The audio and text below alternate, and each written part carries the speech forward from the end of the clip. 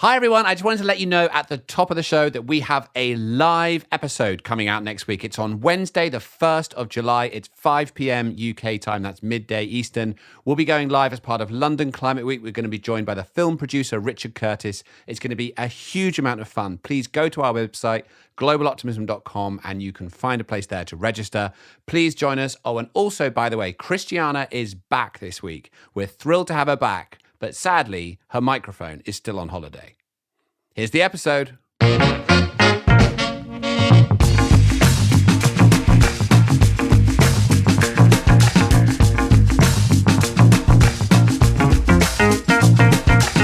Hello and welcome to Outrage and Optimism. My name's Tom Rivett-Carnac. I'm Christiana Figueres, and I'm back in case you had forgotten me. Hooray! Yay! Christiana's back! Fantastic! Yahoo! And I'm Paul Dickinson. This week, we are talking about the return of stakeholder capitalism, and we are speaking to Paul Polman, chair of the International Chamber of Commerce and former chief executive of Unilever. Thanks for being here.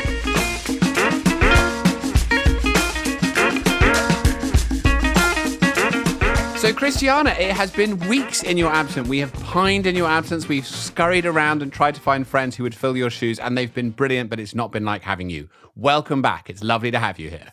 Well, Thank you very much. But I know that you've been doing a brilliant job, and you've had really, really fun people on. So We've tried, Christiana. You know, I did discover something very disappointing, though, because I said to Christiana, welcome back. And she said, where have I been? It's only you and Paul who've stopped calling me. I've actually been working this entire time. So have you not had a break? Well, I have not had a break, but I do have a Costa Rica related announcement since I know that you've been missing You those. amaze me. That's right. Where? Right. Are you ready? Puerto Rico. Where is this? Oh, Dickinson, you're in such trouble. 2 weeks with you gone and he's forgotten where you're from. Costa Rica, of course. Yes, a very important country. That was very nice. It's wonderful. They abolished the Navy. For those listeners, Christiana's eyebrows are at a very severe angle. Very severe. Right. So here's my Costa Rica announcement. You will note that it has a different characteristic to my previous announcements about it already sounds country. serious. It does. It's a much more serious. It's that the profile. Christiana's not looking at the camera; she's looking sideways, as if she was making a sort of speech to an enormous crowd outside of the window. Sorry. Right. I have spent the 3 weeks that I was supposed to be on vacay. I have spent, among other things, on a campaign in Costa Rica to ensure that we're going to pass a law that prohibits the exploration and exploitation of oil and gas. Wow, that's big. Now, the problem with that, I mean, obviously the law has to pass, but the problem is that there are some who would want to put obstacles to the passing of that law because they are convinced that oil could be a very interesting source of fresh capital for the country. Has oil been found? So you can imagine it. No. Oh, okay. We don't This even is know. Theoretical oil. Yeah. Okay. You want to be a little This bit careful because we were talking a while ago. It's minus $40 a barrel. So if you find a lot, that can bankrupt the country. It could be very expensive. Well, so you can imagine that I have been doing everything that I can to support those who are arguing for passing a law to prohibit exploration of oil and gas forever. That's a long time, actually. Forever. Just like we outlawed the army forever. Has any country got such a law at the moment? Well, this is where Costa Rica is so unique and wonderful, guys. We're back to the positive Costa Rica. We will come back to that. Costa Rica. Thank you. That's the new hymn. We will sing hallelujah when the law is passed, okay? In the meantime, lots of work to do. So just to be completely clear, Christiana gets, was it 3 weeks off, which she only takes 2, and then she passes a law to ban oil and gas exploration in Costa Rica forever, or at least she nearly gets a law passed or tries to. That's what I call a holiday Christiana Figueres style. And that is why you are our great leader, and I admire you endlessly. Yeah, well, it's actually not very responsible to do that with your vacation. But anyway, It is actually there the we most are. responsible thing you can possibly do. Maybe not responsible for yourself. Yeah. But we should encourage our listeners, if you have the opportunity during your summer holidays to prevent a country from ever exploring oil and gas again, do take it. We will celebrate you on this podcast. Do write in and let us know. Yeah. Exactly.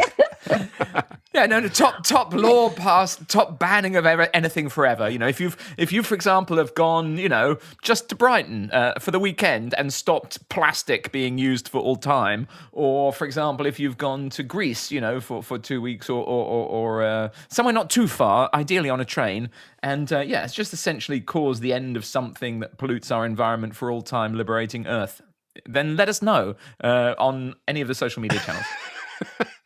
That's a very attractive invitation there, Paul. I like that. Right. So we have Christiana back. We need to focus and be to business. So let me dive in and just give a few setup comments in terms of where we're going to go today. Because this week, we are actually going to be talking about the options facing businesses as they look at their options for building back better through the response to COVID-19. So we've talked a lot about national governments and the fiscal stimulus they're putting in place, but today we're going to look at it from the perspective of business. Now, of course, this has been a hugely turbulent time to run a business, but one thing that's emerged through this is the return of the idea of stakeholder capitalism. So just a quick history lesson on that. This is the idea that business should respond to the needs of all stakeholders, not just their shareholders, but employees, to society at large, to their supply chain, to everybody they engage with as equal stakeholders in their future. And it was popular in the 50s and 60s. But recently, and particularly through COVID, but also driven by alarm due to widening inequality and the climate crisis, there seems to have been a realization that only serving the needs of shareholders is not working out very well for society.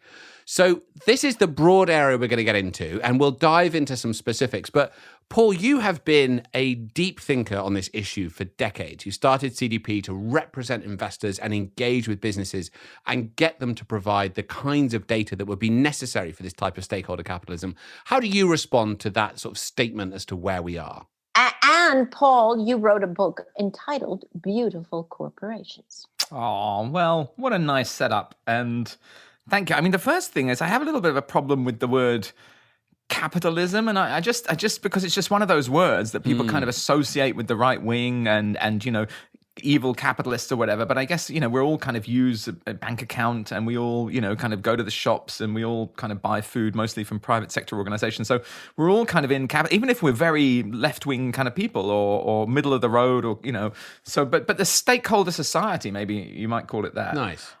Look, I'm absolutely. I actually had a conversion. I wanted to be a politician when I was a kid, and I was looking at these annual reports from big corporations when I was 24 in 1988. I was looking at these annual reports from big corporations. I thought corporations are kind of running the world, and we've now got this terrible separation between the state that used to kind of, you know, develop over thousands of years, literally, to kind of protect us and look after us. And then, you know, all a long time there was private enterprise that was kind of small, but it became enormous.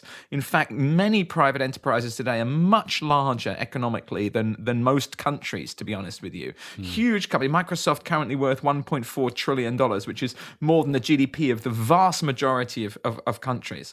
So the real question is, what's the right relationship between these enormous corporations and governments, and how can they collaborate? How can they together solve problems like climate change and solve problems like inequality? And just a thought, you know, no one in working in any company or corporation wants climate change. Maybe they want to sell fossil fuels if they're an oil company or something. But I mean, nobody really wants climate change. In a sense, nobody really wants inequality. But we've set up systems in the wrong way. We've got climate change that's coming if we don't change the way we reduce emissions, and we've got terrible inequalities that are actually bad for corporations. Even, you know, as wealth concentrates, nobody's got any money, and the business system gets unstuck. So I think we're ready for just a big redesign of the way corporations and governments work together in society. And I think that's the theme for our conversation. So, Christiana, you managed to bring all the world's governments together. How can you sort of come to a final settlement between all governments and all corporations to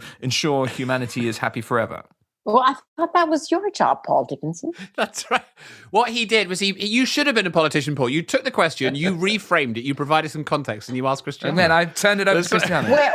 Whereas you have spent your life answering that question. So I'm like sitting here on the edge of my chair waiting for the answer to that. Okay, well, I'll give you the answer then. Okay, if you want. Okay. One of our wonderful advisors said, what gets measured gets managed. And I think that the thing is, if you think a company, there was this notion of shareholder primacy, that if companies are just there to make money for shareholders, you can get a bit lost. But hang on, let me pause one moment. I don't want to stop your flow. Go for it. Isn't that the law? They have to respond to shareholders first above everybody else. You said I was a deep thinker, didn't you? Well, do I know off by heart Judge Putnam's 1830 ruling in Harvard versus Amory that is the basis of all fiduciary capitalism? Yes, I do. Okay, listeners, just it'll be over soon, listeners. Just bear with us. The basis of fiduciary law says that the fiduciary, the investor, if I invest on behalf of somebody else, I should invest in the best interests, in your best interests, with due regard to both the safety of the capital and the return. Now, the beautifully crafted law doesn't say what best interests means, and that's why it's lasted so well. So, for example, let's imagine that we've got big, strong governments who are doing a jolly good job of solving all our problems, and all I want to do is have lots of money to buy a swimming pool or something. Well, then the best interest could be described as the most money for me. But let's say we've got all kinds of problems, from runaway climate change, we've got slave labor, we've got terrible inequalities, and the world's going to be kind of destroyed, and it's going to ruin life for my children and absolutely ruin life for my grandchildren. It is not in my best interests in law for that to happen. So what you said when it was the law is you were describing fiduciary duty, that legal duty of investors, as a financial principle, but it's not. It's a legal principle. But it's a legal principle to whom? Who is fiduciary duty there spelled with a small f or with a capital F? Well, I don't quite know what that means, but that's never stopped me from speaking more on the subject. Look, I think that the critical person in the system... So true. My family motto is often wrong, but never in doubt. Now, look, what you need to recognize is there is someone who controls the whole system, okay? And that's the citizen, ultimately. We vote with our money. We vote when we buy, one product or service. We're voting with our money for the providers of that. And when we invest our money, we're also voting. I don't know anyone really. People talk a little bit about ethical investment or something. But nobody really knows how they invest their money. And people need to look into that and come to the heart of it, because all these systems, you can have these kind of dinner party conversations where it's, the system's out of control, but it's us who are negligent in our oversight of that system. Okay, I'm gonna reel us back in here a little, because this is fascinating, but I think we need to stay focused on the thing we're aiming at, right? Which is it the case that coming through the COVID pandemic, when there has been no tolerance for price gouging and for corporations taking advantage of this moment, is it the case that actually we are seeing a return to those companies that serve a multitude of stakeholders, employees, society, supply chain, rather than just their shareholders? Has their day come? And does it look like they're now going to do better than those companies that only serve their shareholders? Cristiano, what do you think? Well, I'll give a stab of an answer, but then I'm going to have a quiz question for both of you, okay? So just get ready for that. So the first stab of the answer is there is, of course, mounting literature that companies that have a focus on environmental, social, and governance issues, acronym ESG, are actually outperforming those that don't have that on the market, and especially seen now during COVID, but even before. Yeah. And so if that is stakeholder capitalism, then yes, the answer is the day has come, not out of a moral reason, which is also there, or I should say not only out of a moral reason, but actually being rewarded by the market for their triple bottom line and for taking a much broader view than only profits. And dividend payments to their shareholders. So in a sense, yes, there is mounting evidence that that is now so. However, here comes my trick question to both of you. Just last week, BP announced that it was writing off $17.5 billion from the value of its assets because it is cutting its long-term oil and gas price forecasts, and it is canceling several of their long-term projects. Why? Well, because they are recognizing that the COVID crisis is definitely going to change transport patterns and travel patterns. And very interestingly, not only are they looking at less travel, both air and on land, but they're actually also identifying that this is going to be a shift away from fossil fuels. So now the question to the two of you is the fact that they are recognizing the shift in the energy market, is that because they are they writing off these assets as a protection to their shareholders, in which case they would still be in shareholder primacy? Or are they doing it because they are tiptoeing into stakeholder capitalism, and they are recognizing that they could actually have a huge responsibility in addressing climate change? I have a very good answer, but we can see if Tom can, flutter about and see if he can get that. I'm so glad I asked the questions that I don't have to answer it. I will give you a quick answer, and then Paul will give you a longer, and I'm sure much better. Why did you say longer? You don't know how long my answer's going to be. And I said better. I don't think that it's stakeholder. I think it's still shareholder primacy. And the reason I say that is because their share price didn't budge when they made the announcement. So I think they knew that it was already priced in by their investors. The investors knew that this was the reality, and they were just taking a step that their investors already understood. So that's why the share price didn't budge. So they were continuing along the path of shareholder primacy, in my view. But sorry, let me just push you on that, Tom. That doesn't negate that they might, perhaps, under certain conditions, with a new CEO, that they might actually be starting to understand that they have a role to play in the energy transition, which, as I said before, tiptoes into broader responsibility. That's true. It's not mutually exclusive. It's not mutually exclusive. So I think that it serves that purpose. I mean, introduce a $100 carbon price. That's very impressive. So I think that that's maybe a step more towards that. So I think both could be happening. You're right. That's a little ungenerous the way I phrased it. Oh. Well, that's a 6 out of 10 answer, Tom. I think you did really, you did very well for you. For you, based on what you were expecting. Do you know what? I was at a seminar, I think 20 years ago or a little bit more, and somebody said BP doing this beyond petroleum thing. So it was BP again, and somebody said, they're doing all this stuff, but do they really mean it? Do they really? And I heard you both talk about they. It's quite interesting. BP is they, right? It's a new chief executive, you point out. Chief executive, very important person. There's a board of directors there as well. BP is also, 100,000 employees or more. BP is also a certificate of incorporation saying that its objective is to to make profitable activity in business. BP is a whole bunch of reserves, as we discussed, recently downgraded. It's tens of thousands of petrol stations. It's millions, tens of millions, possibly hundreds of millions of customers.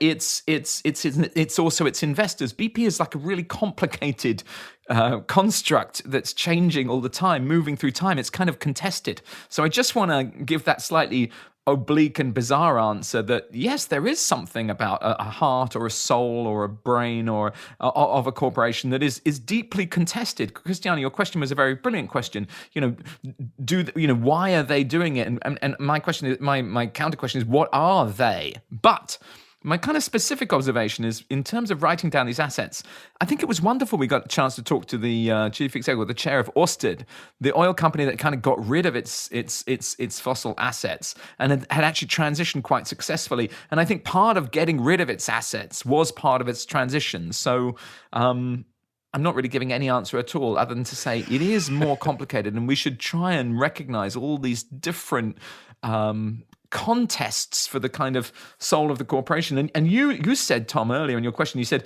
is it the time of the stakeholder corporation? I'd say that's up to us.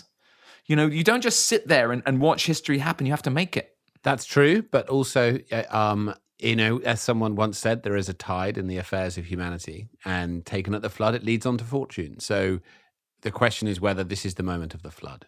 I hope so. Christiana? Well, my question is, how on earth could it not be?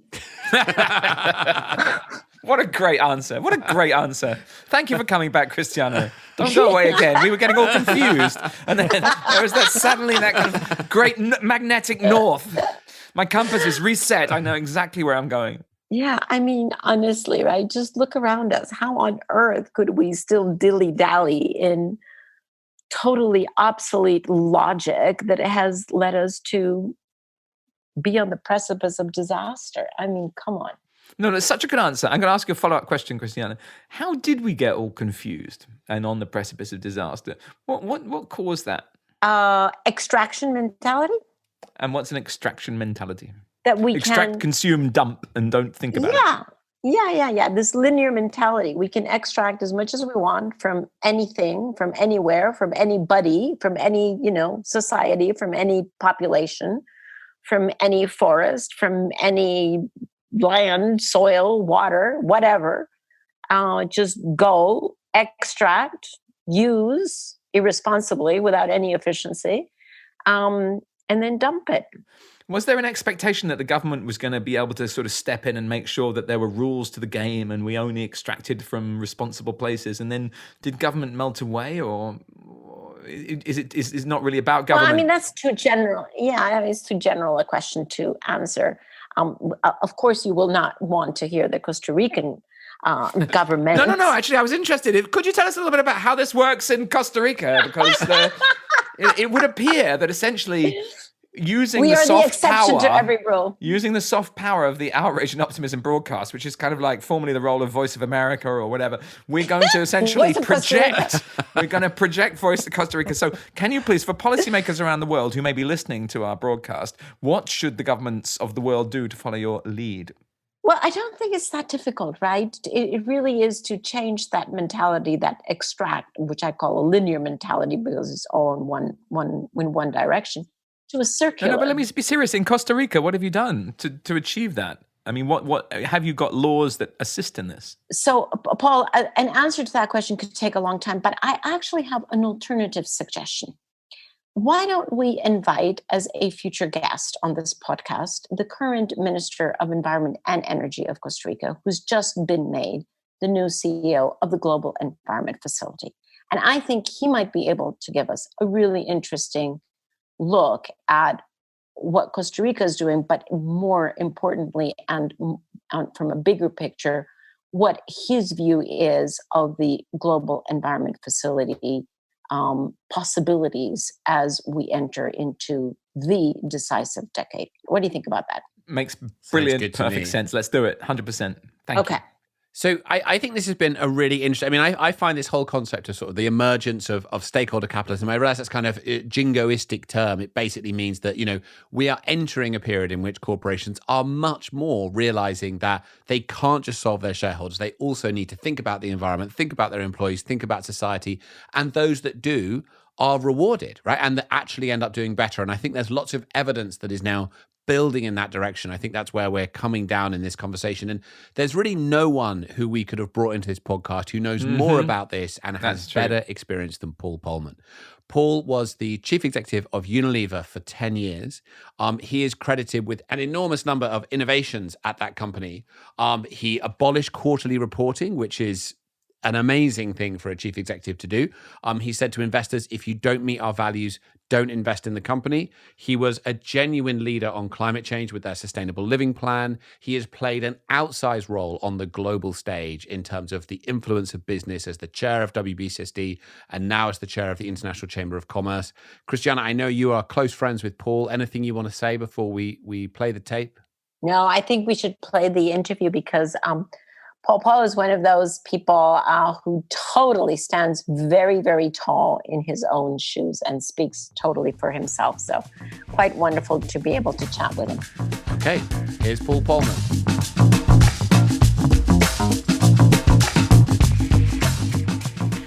Well, Paul, thank you so much for joining us on Outrage and Optimism. We want to talk to you about private sector response to COVID. But before we go into that, I thought it would be appropriate to make a public disclosure of what was truly the secret to the adoption of the Paris Agreement. Yep. And that was, many people, think that it was the brilliant work of the negotiators and so many heads of state who came, and, all of that was helpful, and certainly the support from private sector and investors, all of that was helpful. But there was one piece that was absolutely critical that has to do with you. And so, Paul, you were at that time, while we were working toward the Paris Agreement, you were the CEO of Unilever that produces most of the products that we all use. But the one most important product that it produces under your trademark is PG Tips. In Christiana's opinion, it is. In Christiana's opinion, the most important product. We kept her alive. Yes, exactly. And you early on realized that I was completely addicted to PG Tips. So here is the real story of the Paris Agreement. I arrive in Paris in my hotel room a week before the conference starts, because we all have to be there a week ahead. And there's this huge box in my hotel room. And I'm thinking, why did they send my papers here? It would have been much more helpful if they had sent the papers straight to the office, because now I have to figure out how to transport it from here to the office, et cetera, et cetera, et cetera. So, I unpack and then I go, okay, well, let me see which papers are here. I open the box and there's this huge industrial size box of PG Tips sent by you. And it says, "Dear Christiana, I hope you and your team survive Paris." Well, I tell you, no one has been as happy as my entire team, because up until then, Paul, I was pretty stingy because it was difficult to find PG Tips in Germany. And so I was pretty stingy about sharing my PG Tips. But when I had that industrial box, I sent out a message to the entire 500, strong team at the Secretariat and said, PG Tips available for everyone. And it actually kept us alive and awake and in a good mood throughout a whole 2 weeks. And that is the secret to the Paris Agreement. So well, you are too kind, gratitude to you. I was wrong on my note by saying that you would survive. You actually succeeded, which is a much higher order than surviving. So I'm glad it's linked to the brand. But I was actually even happier with having Ben & Jerry's there. They ran a wonderful advertising, which said, if you remember, when it's melted, it's ruined. That's and right. I thought that got to the point. 1 degree makes a difference. It was a great campaign. No, Ben & Jerry's, Anytime it got too hot, I took people there. But if I were addicted to Ben & Jerry's, I would weigh 50 pounds more than I do. So I'm glad I didn't get addicted to Ben & Jerry's. You picked the right choice. And I have to say, with the PG Tips, my memory, Christiana, is you became extremely generous for maybe a week, and then the supply started going down, and then the old stingy approach seemed to come back in, and the tea bags were rather held back. Prioritization. Exactly. There's a business process. Anyway, we'll send a new box. Thank you. But Paul, fast forwarding now to where we are, much has happened since the Paris Agreement, and much has happened actually in the past 2 months. The world has literally turned on its head. And we've been delighted and honored to have on this podcast many public sector figures and thought leaders who have shared with us their insights about what is going on now, but in particular, their thoughts about how to build back better from a public sector perspective. And we're delighted that you have joined us to complement that from a private sector perspective, because not only were you the CEO of Unilever, but you are now representing hundreds of companies with your many different hats that you have. And so I hope that we assume correctly that you're in conversation with many of these CEOs and are getting the best the best sense of where they are. So, of course, many of them are struggling just to keep their companies alive. Certainly, small and medium enterprises. The larger ones, and I would be interested in your opinion about that. The larger ones are obviously advocating for financial support from the public sector in order to bring their operations back on board.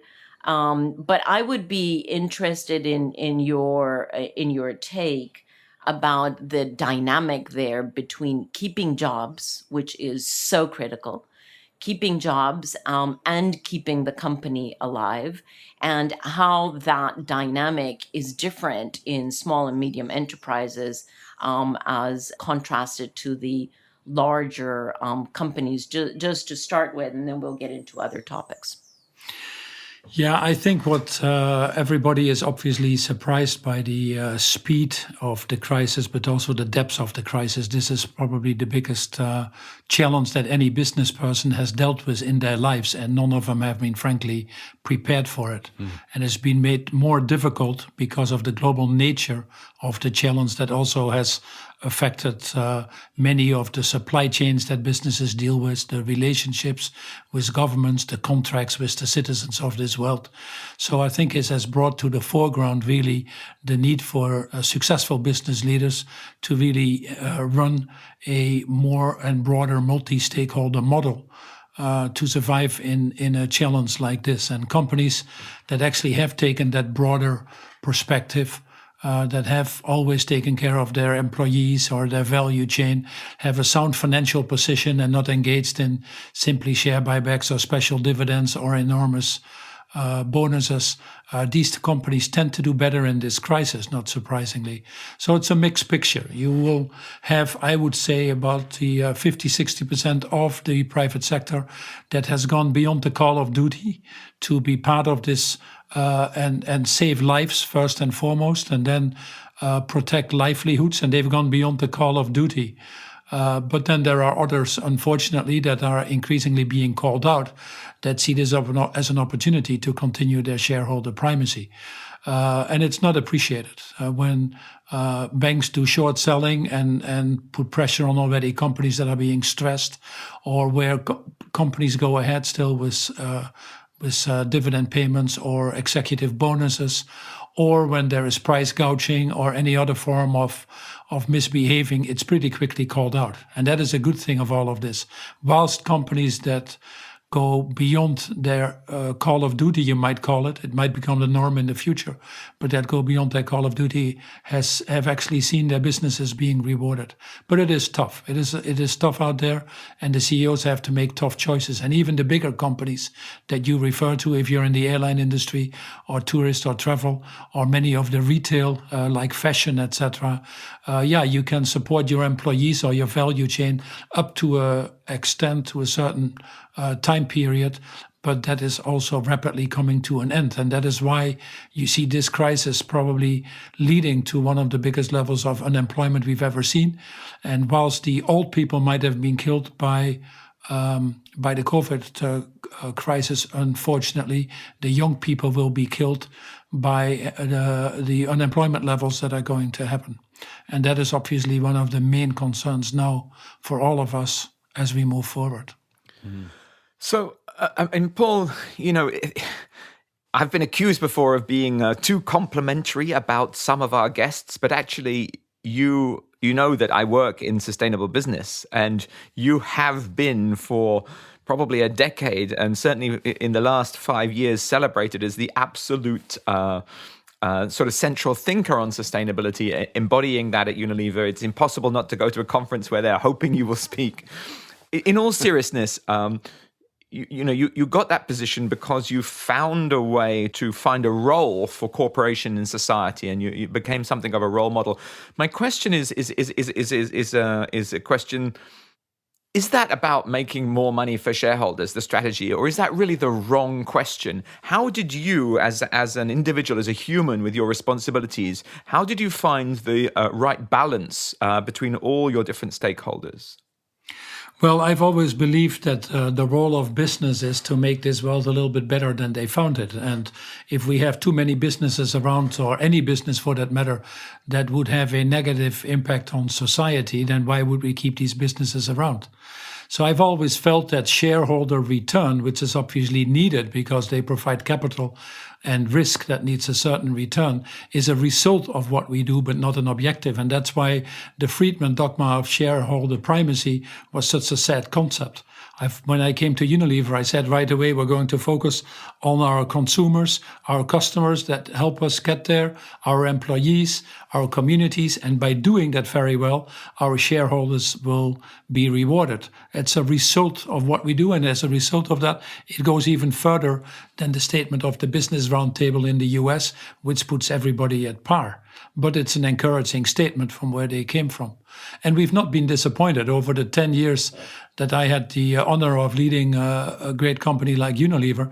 We've had a 300% shareholder return, and we've grown well above the levels of the industry on average. So what we have been able to show is that this multi-stakeholder longer-term model actually makes a lot of sense for the shareholders as well. And not surprising, the bulk of the shareholders are institutional investors that invest your or my pension funds. And they want to have returns 15, 20, 25 years from now when we retire. And not only to ensure that we have a good retirement, but that we also have a world that we can live in.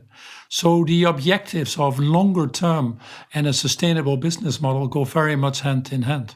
But then just a tiny follow-up question. I mean, we could talk a lot about how your business became more sustainable, but thinking about those two groups, the shareholders and the customers, did you have to spend extra time and energy communicating with them? Was marketing to investors even, or talking to them, was the way you were marketing and communicating to your customers an important part of the journey? Well, the first thing, and I think I have a lot of lessons where I could be better, but the first thing is you have to get your employees on board. So the first year we spent entirely explaining to our employees what a longer-term business model meant. At that time, I had abolished quarterly reporting. I had stopped giving guidance, which is really not very fruitful in most circumstances. And the good thing, by the way, about coming out of this crisis now is that many companies don't know where they're going. There's so much uncertainty out there that they've stopped giving guidance. So I hope that habit will not come back to the extent that we've seen it. But I had to prepare our own employees. We had to look at the impact of all of our products, which then adds up to our company in the total value chain. Because I've always felt that we cannot outsource our value chain and at the same time outsource our responsibilities. Many companies stay in the ECR space, a CSR space, corporate social responsibility, but you really have to move to the RSC space, responsible social corporations, which means that you take a responsibility of your total footprint. I've always felt that. But we had to measure the impact of our brands on water, on climate change, on waste, on plastics, etc. And then we had to get our system in-house in order in terms of capabilities and measurements, accountability systems. And only when we did that, which took us about a year and a half, were we able to launch the Unilever Sustainable Living Plan, which was a plan that we basically said we're going to decouple our growth from environmental impact and we're going to increase our overall social impact. So it dealt with the E and the S factors of the ESG that Christiana was referring to. What made it unique was that we put 50 targets out there. Already at that time, trust in business was low, and I believe that trust can only be built over time with transparency. Transparency builds trust, which is the basis of prosperity. And for that reason, we put out these 50 targets, and off we went. Where we did a lousy job in the first 5 years, and I felt a lot of pressure, was by communicating that to our shareholder community. I had made some statements that if you don't like us, then put your money somewhere else, or we don't really appreciate the hedge funds because your strategy doesn't align with what our company stands for. And I discovered it's easier to get rid of shareholders than to attract new ones. And at that time, there wasn't enough data around. There was a lot of skepticism, cynics, and they were testing the model. And instead of disregarding them and saying, we don't really think you're important. You're a result of what we do. I probably should have spent in the beginning a little bit more time with them, but fortunately we caught on and we improved our narrative. We helped others via organizations like the World Business Council to improve their narrative. And now we're 10, 12 years further, and we obviously have a boatload full of evidence and hard facts why it makes sense, why companies that internalize a price of carbon or report on their risks in their value chain have a better return, why companies that have internalized ESG are more resilient in this crisis, why investing in sustainable supply chains give you or if you want to, a more balanced workforce or a more engaged workforce, why that gives you higher returns. So it's easier to sell now, but I should have done a little bit better job on that. Yeah. Paul and Ken, so much of that is relevant for kind of the challenge that we have in front of us now, right? For rebuilding and how we come out of the coronavirus crisis, which we'd like to pivot to now and ask you about that. You've really been leading much of the thinking on it. I'm curious, though, to ask, I mean, if you look at the way business is meeting the coronavirus challenge right now, there is zero tolerance from amongst the public for the idea that companies would put profit over dealing with this crisis or would be seen to be profiting from this crisis. With climate change, we haven't quite gotten to that point yet. Do you think that there will be, just before we go to sort of recovery questions, a moment where it is as socially unacceptable to profit from creating the climate crisis as it is right now to profit from the coronavirus crisis? Oh, I think that the pressures are increasingly apparent also to businesses. And it is not surprising that during this crisis now, many businesses are not only saying, help us spend now up to $10 trillion to just stabilize the global economy, but as we need to start to reignite the global economy, we need to do that in a different way than we came from. The reason why we are in this situation is not forgotten on many. Yeah. The big lesson here is that you can't have healthy people if you have an unhealthy planet. The big lesson here is the links now between biodiversity, health, and climate change. The big lessons here now again is that we should listen a little bit more to science, and we've seen that with the COVID crisis and the importance on fact-based decisions. So many of these things that we are now going through is not being lost on the responsible CEOs in business. And frankly, when we talk about going back was already a transition to a greener economy. What we're talking here about is, will this crisis help us accelerate? And look at what we need. We talked about the enormous need that we have for job creation, but we need also more secure jobs. We need better jobs.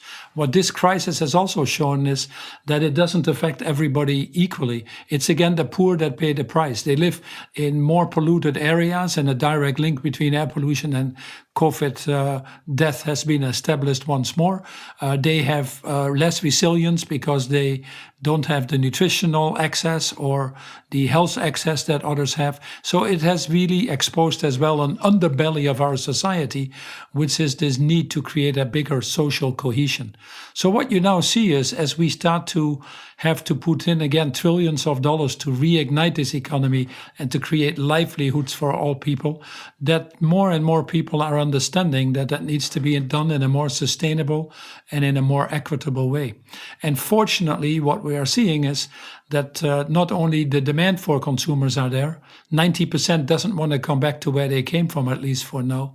But what we're also seeing is that it increasingly makes a lot more economic sense. 2/3 of the world will have cheaper green energy now than fossil.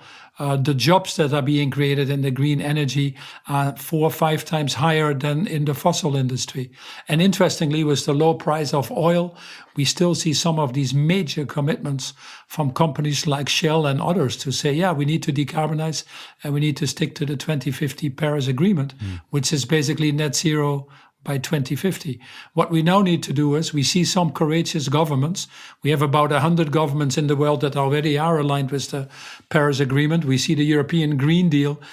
We see countries like France or Germany, and now Boris Johnson in the UK, speaking up and saying we need to accelerate the move to a greener transformation. But what we're missing is some of the bigger countries. Yeah. We're missing the Mexicos with Obradors, or the Bolsonaros in Brazil, or the Putins in Russia, or the Trumps in the United States, or the Erdogans.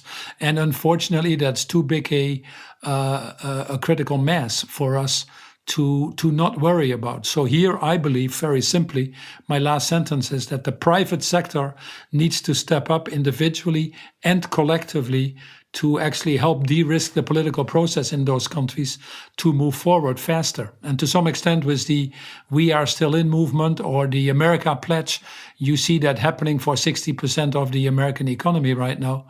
But it's the speed and scale that we need to concentrate on.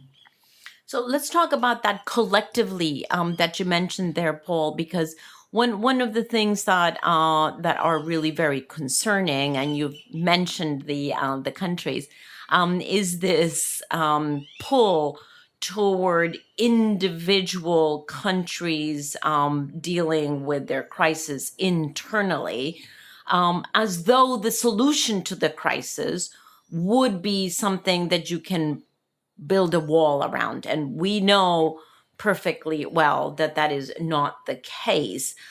We had someone on our podcast recently that said, well, you know, I would love to see if France develops the vaccine to COVID. I would love to see the United States saying, no, we're not going to take the French vaccine. We're going to wait until the U.S. vaccine is developed, Absolutely, right? Absolutely. So you know, I mean, those walls that are being built are so unhelpful when it comes to the solution to this. But I would love to know, what is the equivalent in the private sector? Because is it hopeful thinking? Is it hopeful thinking to see a future in which the private sector is organized, let's say, across sectors? The cement sector, the consumer goods sector, can we see the energy sector? Can we see private companies coming together across national boundaries as sectors to actually engage in a building back better recovery that will make their situation and the global economy safer, more resilient, and more healthy? Yeah, it's a very good question, Christiana. And obviously, when we have a crisis like this, there is a certain level of inertia, and there's also a pulling from the old system, if you want to go back to where we came from. People will say, we need to restart the economy again, or wouldn't it be good if we go back to what we had a few months ago, because it's clearly significantly better than where we are now. But it is absolutely important that we keep the discussion around a redesign of the global economy. And what the redesign means is redesigning our healthcare systems, our food and land use systems, our energy systems, our social contract with society, moving the financial markets to be subservient again to the real economy. And these are major systems changes. And these systems changes can only happen with an incredible level of cooperation. I've moved away from saying it's the fault of the governments or the private sector this, or I wish civil society would be doing more here or there. I mean, these are challenges that require all of us. It was Martin Luther King who said that we are caught in an inescapable network of mutuality, tied in a single garment of destiny. Whatever affects one directly affects all of us indirectly. And I think that's exactly what we are finding out now. Mm-hmm. With the health crisis that we just saw, we immediately saw 77 countries putting export restrictions in place for this PPE, protective material. And we see the same happening now in the food chain, where countries are now starting to put export barriers in place again in the food chain. As a chairman of the International Chamber of Commerce and John Denton running that, we're actively working with the G20 and other countries to prevent that from happening. And even though they put it in their G20 declaration, the next day, again, you see countries putting export barriers in place. So it's not a pretty picture. And business understands that that is actually not good. Whilst undoubtedly, we need to look at some value chains, make some a little bit more agile, more local again. It was not really the value chains that fell short in this disaster. In fact, many of the stores are well stocked. There was a little bit of hoarding by consumers, but you cannot design a value chain. Where the value chain fell short was on the healthcare field. And frankly, it only fell short in those countries where the governments were relatively slow to react and created this enormous pressure in a system that was never designed for that.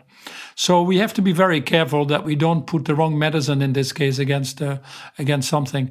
So we hopefully maintain a level of sanity when the US clearly has shown a more unilateral direction, when Europe is searching for itself, which is a problem, and when China, with the exception of some of the links around the Belt and Roads, are not willing to step up to the global plate. And what you see here is, I think, that business again fills that void. Going back to Paris, we had the low carbon technology platforms at that time, which we called very fancy, but it was basically 11 industry streams that you helped design, where we got 1,800 CEOs to be in Paris and advocate that these industry streams could decarbonize. And then we got the high ambition groups, which in each sector now has companies, from be it cement or be it steel or others, that actually have made a commitment to get to net zero.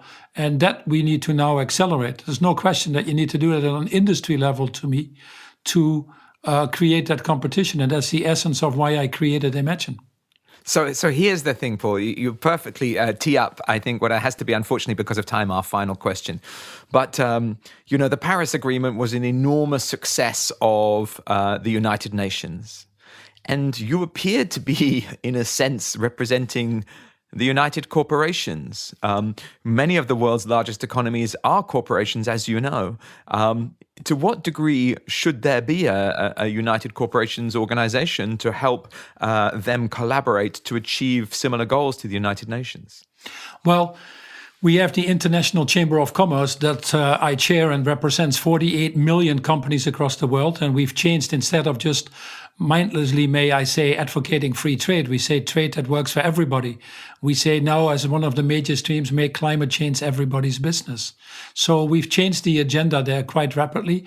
And the same with the UN Global Compact. The 10 principles of the UN Global Compact are as valid now as what they were when Kofi Annan started it 20 years ago. And that is another 12,000 companies. We have, with the WEF, now brought together 1,000 companies in the COVID pandemic action platform. So we have global organizations that represent businesses that have increasingly come together. And these organizations are also working with governments in this world or with civil society. They're obviously not elected, so they have to do it in partnership. And by that partnership, they're all the better for it. So I think the structure there is working. But we do need to get to another question, if there is more time next time, which is, what does this new Bretton Woods system look like? Yeah. We have a system of global governance that was designed in 1944 and hasn't been adjusted whilst the world has moved on. Whilst every company would have had 10, 15 new updates in their strategies, we are stuck with a system of global governance that clearly is broken. And here again, that is one of the reasons why the ICC is so involved in the WTO to redesign this global trading system, why we are working so actively with the WHO, why we have observer status in the UN, and work with them, because it has to happen in these partnerships. And we need to celebrate these partnerships. We are first and foremost citizens of planet Earth, and we have a connection to each other that this crisis has shown is far stronger than the wedges that other people are trying to drive between us. So Paul announced the last question, but I'm going to sneak one more question in. I'm sorry. It seems pretty clear that in order to come out of where we are, companies are going to have to resort to pretty deep innovation, because what was there before, it has proven to just not work and not be resilient enough to the impacts that we are having.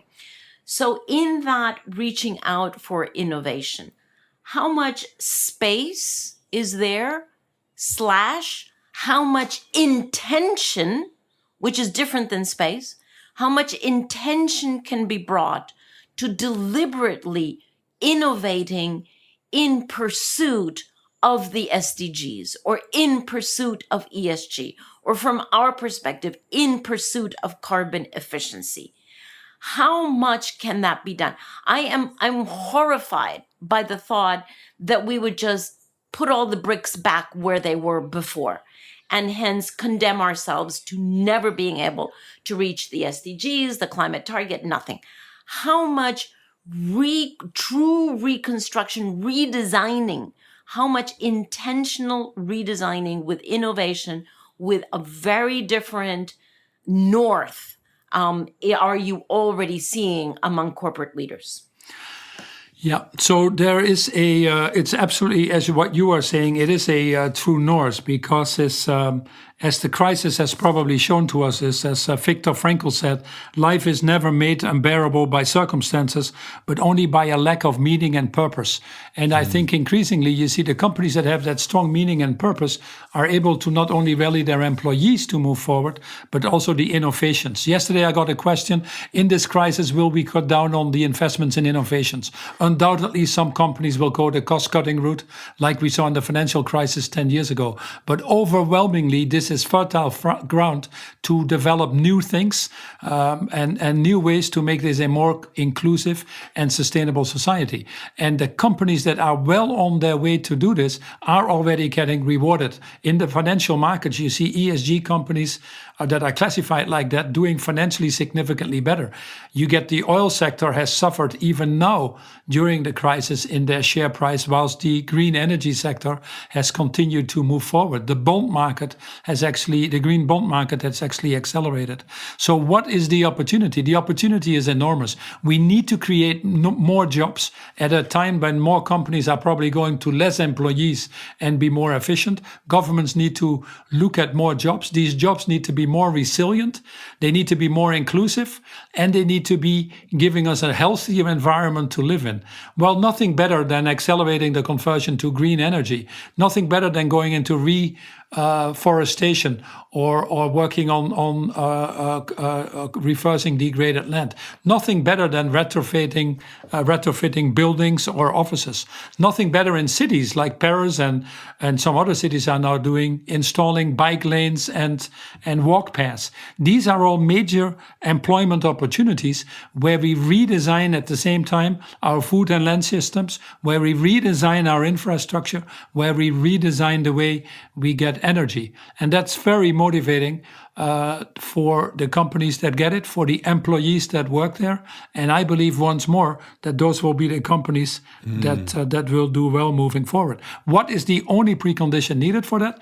If we truly want to get to the levels that are required, we need the governments with us, because ultimately you need these frameworks, these rules, these laws, these regulations to get there. So it has to be a very inclusive and a very democratic process. And that's once more what we're trying to do with Imagine. We've now started with the fashion industry, and we have a big call tomorrow with 28 CEOs in the food and land use. And they're coming with some very big commitments, how collectively we can get to regenerative agriculture, how collectively we can get to the Paris agreements, how can we get out of single-use plastics, how can we ensure that we have a value chain in agriculture that works for the poor farmer as much as it works for the end producer.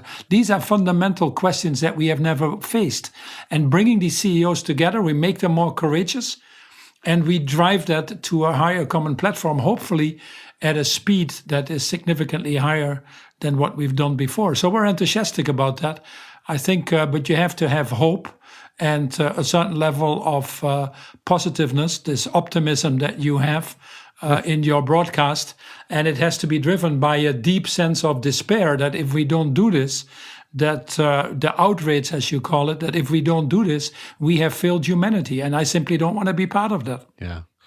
Paul, what an amazing message. We had Wanjira Matai on the podcast a while ago. She talked about a courage deficit, and there's none of that here in what you're talking about and everything you're doing to galvanize that. Can I just ask one closing question? And I think knowing who you are and this message, I think I know the answer to this. But as you look at, the long journey you've been on, where we are now coming out of this moment into the future, do you feel more outraged or do you feel more optimistic? Courage comes from the French word cœur, which is heart. So what it is all about is bringing the heart back. We have been running this world by little numbers that we boil down to the GDPs or whatever. We just need to simply bring humanity back in all we do. And if we bring humanity back in all we do, if that is what is called bringing courage back, then I'm obviously more optimistic than not. I've discovered a long time ago that optimists and pessimists have the same life, but optimists have a happier life, and that's important to me as well. So I'll stay on the optimistic side. Thank you so much. Thank you. It's a great answer. Wonderful to see you. More important to see you as well, and to see you all in good health. Be safe, and hopefully soon in person. Look Indeed. forward to that. A big virtual hug. Enjoyed it. Bye. Bye. Bye. Bye, Paul. Bye-bye.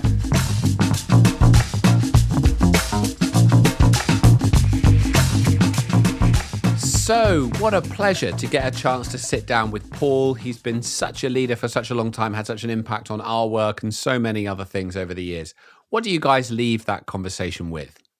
I mean, I was really struck by some basic principles. He speaks in a very simple, clear way. He said the role of business is to make the world better than you find it. That's actually a very simple principle, very simply articulated. He talked about how Unilever had to get their head around measuring things, impacts on climate change, on water, which is close to my heart because that's something we pay a lot of attention to. But then also, I think I was really struck by his new role. He moves out of an enormous company, Unilever. He goes to the International Chamber of Commerce. He's involved with many other organizations of businesses, really thinking about redesigning food systems, medical systems, thinking about sectors. So, an eye on industrial redesign, but also with an attention to what, how the world works. What he quoted Martin Luther King: whatever affects one directly affects all indirectly. Just a really deep thinker and someone that I have enormous admiration for. Well, he is so eloquent, right? And has always been. As I met him years ago as CEO of Unilever, but he has since taken on, I don't know how many hats. And it basically sits at the center of so many different private sector and business associations or groupings. And it's actually quite wonderful because my sense is that he is aligning on so many different levels and with so many different arms that he's reaching into.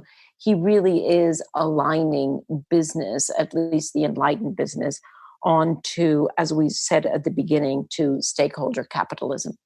And it's quite refreshing. And on that note, my dear friends, I recently looked at a survey that I think also Tom saw from Fortune that surveys 500 CEOs about the effect that COVID is having on their companies and how they're looking into the future. And I was amazed that a whopping 48% have said that the crisis is actually going to accelerate their move into stakeholder capitalism. Literally using that term, And I was also quite interested in two other facts that came out of that survey. One is that 3/4 of them have said that the crisis is going to accelerate technological transformation. That's really interesting because we have actually been betting that a lot of the resurgence from the crisis is going to be innovation from our perspective, of course, carbon efficiency innovation. But I'm sure it won't be limited to that. But the fact that they see that this hit is actually the opportunity to innovate technologically and in many other respects, I think is a very interesting response to the fact that they have all taken huge hits in their income, in their for sure in their market value, etc. And the way that they're responding is actually with ambition and looking to the top of the mountain as they are down at the valley. And the other thing that I thought was very interesting, which resonates with the stakeholder capitalism that we were talking about in the beginning, is what is the top concern of these CEOs? Keeping their employees safe. How interesting. Keeping their employees safe, meaning they are really aware of the fact that it is the brains that work with them that are the true value of their companies, and that they want and have made extraordinary efforts to keep these people employed, even if they have cut down on 10 or 15 or 20% of time invested and payroll, but that made a huge effort to keep them employed and hence keep them loyal to the company. And of course, all of them making sure that the employees and their families are safe. So, to the question that we had in the beginning, are we at that point of accelerating shareholder capitalism? I think the answer is a resounding yes. Yeah, that. I know that survey was so interesting, wasn't it? I think the other one that is slightly ancillary to what you just said, but more than half said that they will never return to normal business travel. That this is a fundamental change point.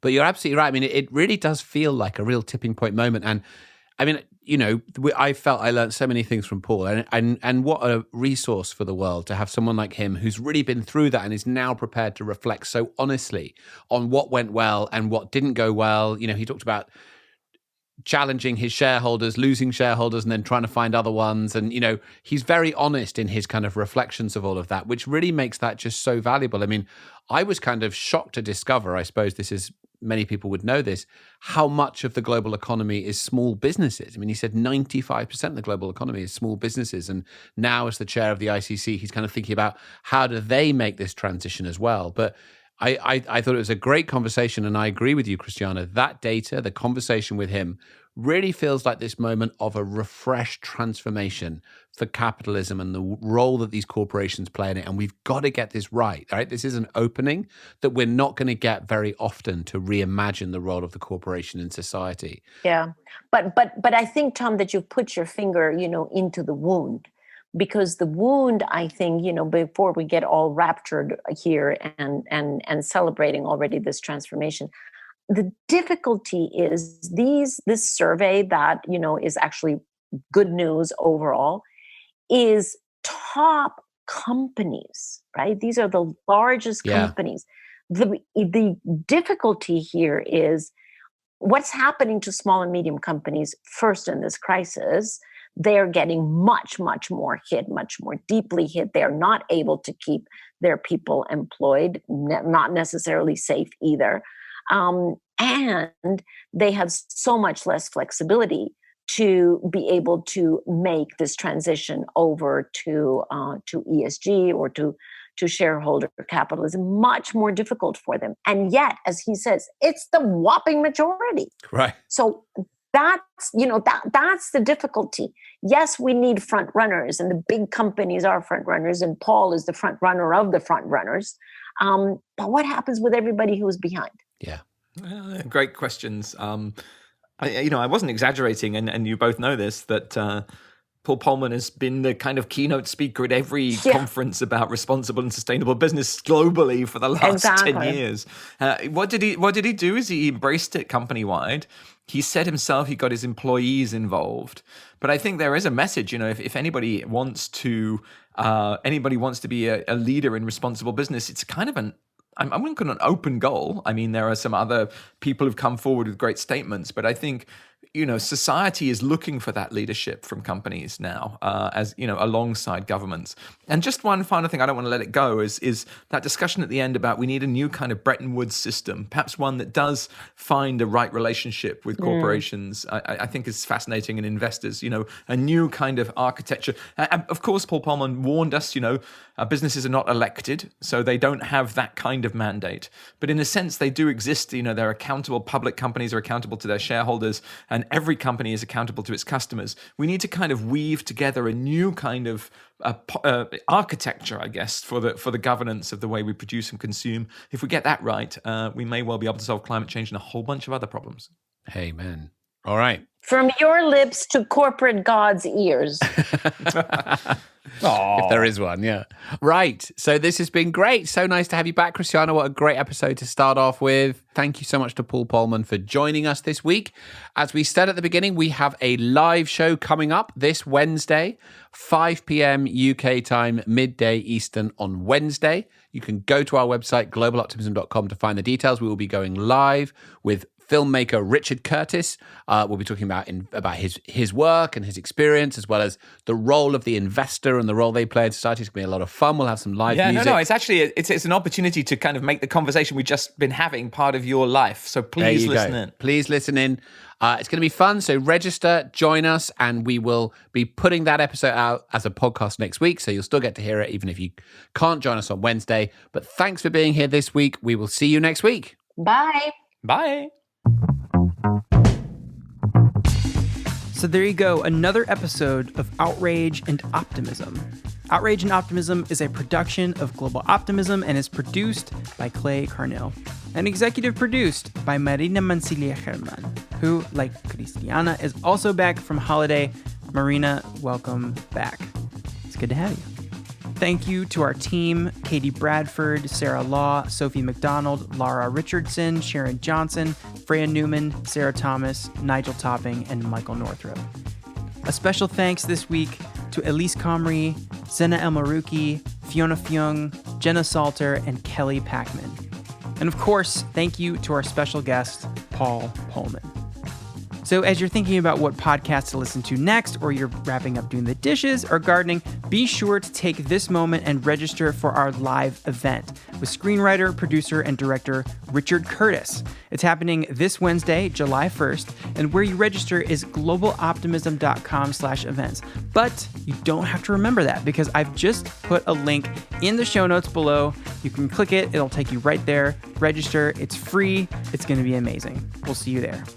And of course, we're discussing amazing things on social media about the climate, and we want you to be part of the conversation.